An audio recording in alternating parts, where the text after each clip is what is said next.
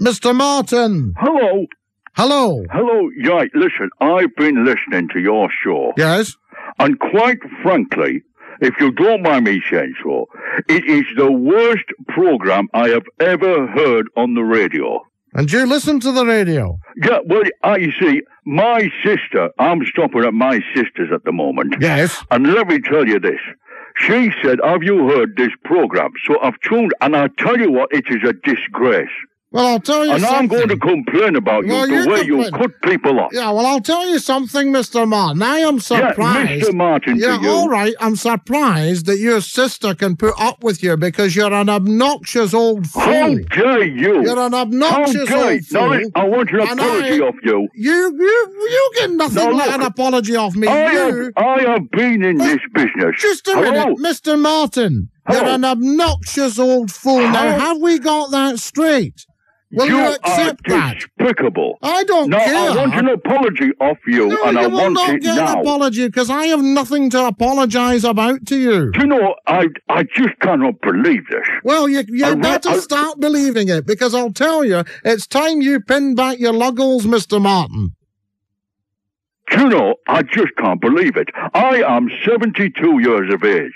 I've been in the war. And I'll tell you what, I've never had to put up with complete idiots like you. Now, are you going to apologise or not? I bet you've spent the last 50 years of your life trading on the fact that you happen to be in the war. Yeah, have you ever been in one? Have you ever been in one? Were you a cook or something like that, eh? Have you ever been in... No, you haven't, because people like you see, wouldn't dare go in one. I may well have been in the war. No, you have not. All right, because if you've been in a war, you would know how to speak to someone like me. What do you mean, speak to someone like me? And I tell you, I have come up from England and to listen to this utter claptrap. You obviously... I can't wait to go back. Mr. Martin, we'd all be obliged if you'd go back to England. And I'm very sorry for your poor sister. I've walked all over the place. What do you mean where I came from? That's none of your business. Are you going to apologise or not? No, I am certainly not going to apologise. Now, tell me... I am going to write. You write. I'm going to write. Right, you write to anybody you like, Mr. Martin. All right.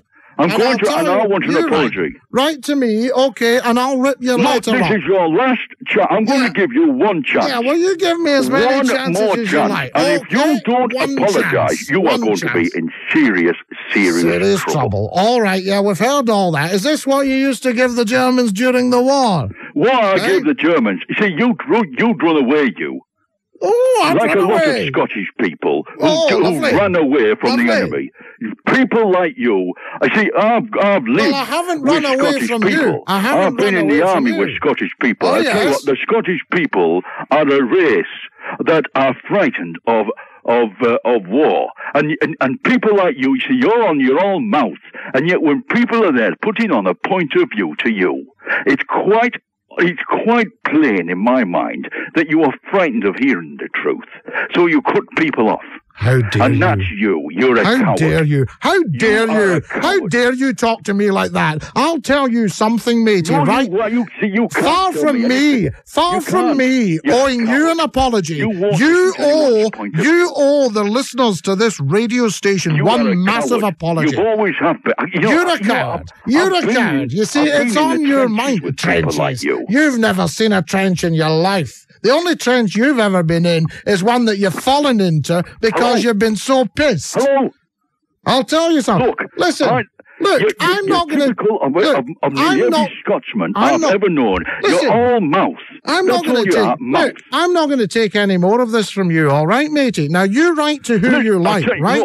But I'm a very, very busy man. I am a very, very busy man, and I don't have time for any more of your crap. Right, that sorted him out.